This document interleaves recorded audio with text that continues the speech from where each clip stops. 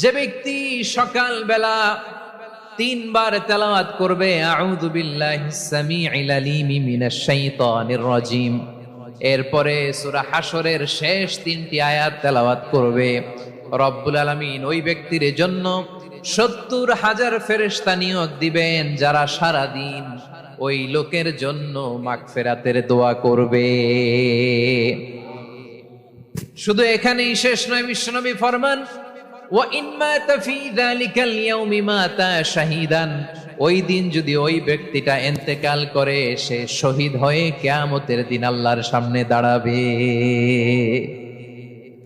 সকালবেলা যদি পড়েন তিনবার আউযু বিল্লাহিস সামিউল আলিম মিনাশ শাইতানির রাজিম তিনবার পড়ে সূরা হাশরের শেষ তিন আয়াত যদি তেলাওয়াত করেন, তাহলে আপনার জন্য আল্লাহ তাআলা ৭০,০০০ ফেরেশতা নিয়োগ করবে।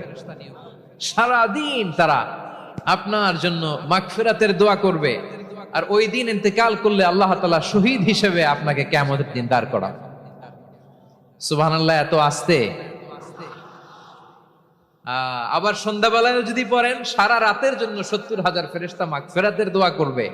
ওই রাতে মারা গেলে শাহাদাতের মৃত্যু নসিব হয়ে যাবে।